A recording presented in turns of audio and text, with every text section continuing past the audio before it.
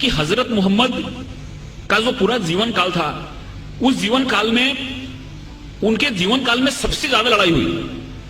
ऐसा बताते हैं कि 84 ऐसी लड़ाई हुई जिसमें उन्होंने प्रत्यक्ष या अप्रत्यक्ष भाग लिया। 84 लड़ाई। लेकिन आपको यह जान के और वहां पे आश्चर्य होगा कि 84 लड़ाई तो हुई, लेकिन सबसे कम लोग मरे उस लड़ाई में। अगर एक लड़ाई होती है तो उसमें हजारों लोग मारे जाते हैं, लेकिन इस 84 लड़ाई में जो रिकॉर्ड बताता है, उस रिकॉर्ड के हिसाब से केवल 1014 लोग मरे। और जहां कहीं भी लड़ाई होती थी, हजरत मोहम्मद का हुक्म रहता था कि किसी भी ऐसे व्यक्ति और इंसान को मत मारो जो लड़ाई नहीं करता। ख्वातीनों को महफूज रखो, बच्चों को महफूज रखो, जो ज़ईफ हैं उनको महफूज रखो। अगर कहीं से गुजरते हो और वहां पे अगर किसी किसान और किसी की पैदावार को नुकसान होता है तो उसको बचाओ। इसलिए 84 लड़ाइयां हुई और उन लड़ाइयों में केवल 1014 लोग मरे। दुनिया का सबसे बड़ा रिकॉर्ड है। और जब प्रोफेट मोहम्मद जब मक्का में आए अपने पूरे सैनिकों के साथ, तो जिस मक्का वालों ने उनको अपमानित किया था, जिस मक्का वालों ने उनको पत्थर से मारा था, जिस मक्का वालों ने उनको उनकी जान लेने की कोशिश की थी और उनकी तकलीफ के चलते उनको हिजरत करनी पड़ी थी, उस मक्का वालों को उन्होंने प्यार से जीता। और वो मक्का की जो फतह थी, ऐसी फतह थी जिसमें खून का एक कतरा भी नहीं बना।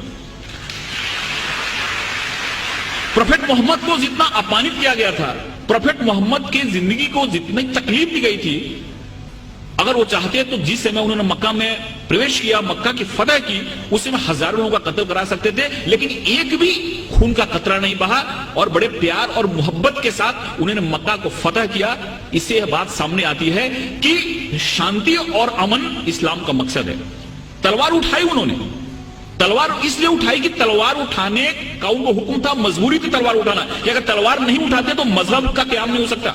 और हर एक जगह गीता में भगवान श्री कृष्ण ने अर्जुन को कहा कि तुम लड़ाई करो, अगर तुम लड़ाई नहीं करोगे तो धर्म की स्थापना नहीं हो पाएगी। अर्जुन वहां से भाग रहा था, अर्जुन ने बोला कि फिर नहीं चला था, क्योंकि मेरे सामने तो हमारे सारे रिलेटिव बैठे हुए हैं। भगवान श्री कृष्ण ने कहा कि यहाँ पे धर्म की स्थापना के लिए तुमको लड़ाई करनी पड़ेगी, तुमको लोगों को मारना पड़ेगा। अगर तुमने लड़ाई नहीं की तो धर्म की स्थापना नहीं होगी।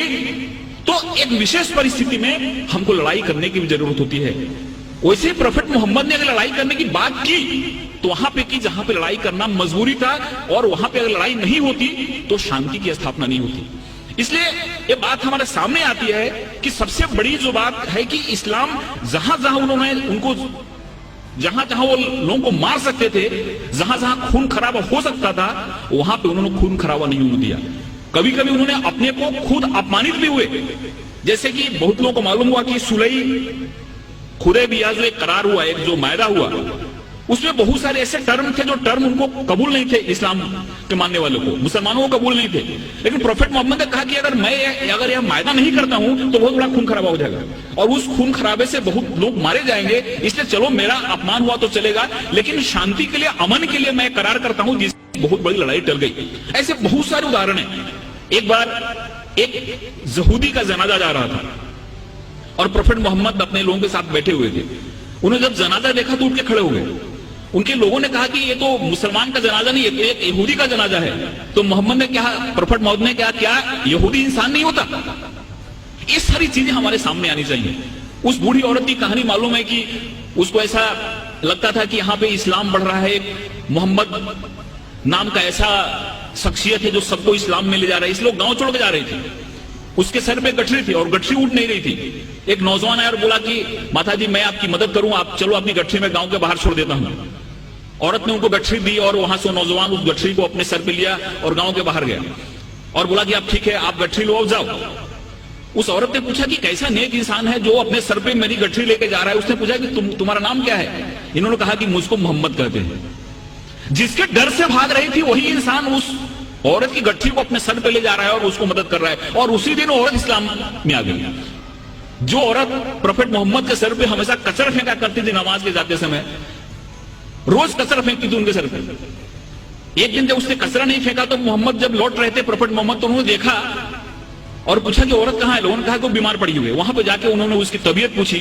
उस औरत को लगा कि जिस इंसान को मैंने इतनी तकलीफ दी, जिसको इतना मैंने अपमानित किया, जिसके सर पे मैंने कचरा फेंका, वो कैसा इंसान है कि मैं मेरी तबीयत बिगड़ने पे मेरा हाल पूछने आ रहा है, और वहां पर इस्लाम उसने कबूल कर लिया। एक चीज लोगों के सामने आना चाहिए, ये जो तहमुल है, ये जो हमारी सहिष्णुता है, ये जो हमारा एक इंसानियत के प्रति प्रेम है, ये हदीस में और प्रोफेट मोहम्मद की जो सुन्नत है, ये जब हमारे लोगों के सामने आती है तो हमको समझ में आता है।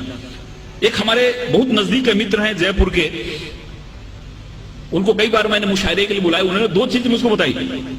ये दोनों चीजें मुझको कहीं रेफरेंस मिला नहीं है, लेकिन उन्होंने बताई। उन्होंने पहला ऐसा बात था कि प्रोफेट मोहम्मद की जो चचेरी बहन थी उसका नाम हिंद था, और वो ऐसा बता रहे थे कि उस समय हिंदुस्तान जो मुल्क था, इस मुल्क से वहां के लोगों को बहुत प्रेम था, और बहुत बार प्रोफेट मोहम्मद ने इस मुल्क के बारे में सुना था, तो हिंदुस्तान के नाम से वो जो हिंद उनकी चचेरी बहन थी उसका नाम रखा गया था।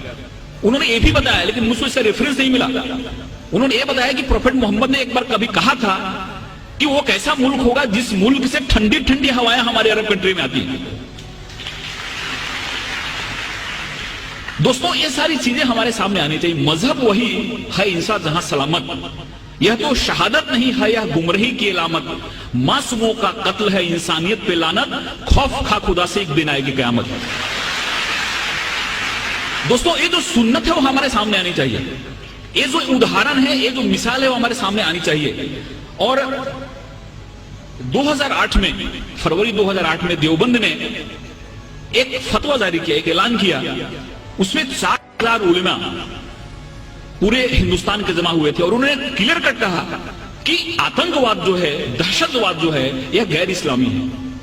इस्लाम कभी भी अनजस्ट वायलेंस को सपोर्ट नहीं करता। इस्लाम में कभी भी गलत हिंसा को सपोर्ट नहीं किया गया है। और फरवरी 2008 में उन्होंने फतवा जारी करके इस दहशतवाद को, टेररिज्म को एंटी इस्लामिक बताया। दोस्तों, मैं कुरान की 2-3 आयत आपके सामने कोट करना चाहूंगा। सूरा अल बकरा आयत 190, इसमें ऐसा फरमाया गया है कि अगर तुम पे जंग अगर लादी जाए तो लड़ाई करो। अगर तुम पे जंग ला दी जाए, तुम पे अगर युद्ध ला दी जाए तो लड़ाई करो, क्योंकि खुदा को ज्यादती पसंद नहीं है। लड़ाई करोगे फिर भी जाति मत करना। और हजरत मोहम्मद की सुन्नत में बात दिखी जाती है कि उनके दुश्मन भी जो मारे जाते थे, उनके शव का भी और उनके लाश का भी उन्होंने बड़े ही हरमियत के साथ, बड़े आदर के साथ उसका दफन किया। कभी भी उन्होंने किसी लाश को बेइज्जत नहीं होने दिया, कभी भी उसकी बेहरमती नहीं की, कभी उसको तबाह नहीं किया।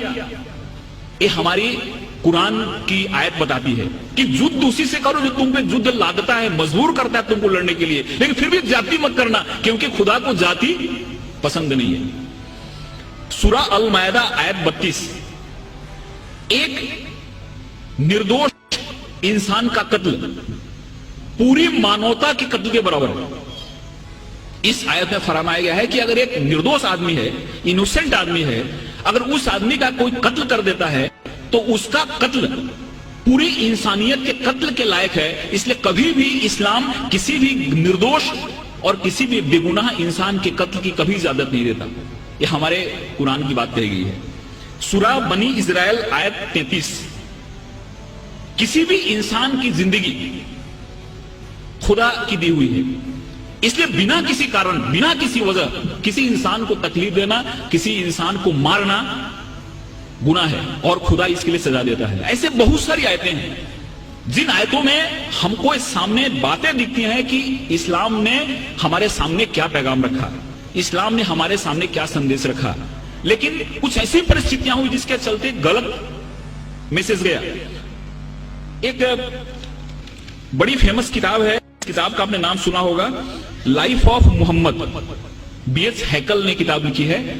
और उस किताब में उन्होंने ऐसा लिखा है कि बाद में काफी ऐसे ट्राइब्स थे, ऐसे जनजातियां थी जिन्होंने इस्लाम को स्वीकार कर लिया, और इस्लाम को स्वीकार तो कर लिया लेकिन इस्लाम के पैगाम को समझा नहीं, और उन्होंने काफी जगह बहुत सारी उत्पात मचाए, जिसमें ततार और मंगोल्स ऐसे ट्राइब्स थी जो इस्लाम को स्वीकार किया लेकिन इस्लाम को नहीं समझते हुए उन्होंने इतने अत्याचार किए जिसके चलते बहुत ज्यादा इस्लाम बदनाम हुआ कि इस्लाम को मानने वाले ऐसा करते हैं। इसका बीएच हैकल ने अपनी किताब में बड़ा ही अच्छा एक्सप्लेनेशन दिया है।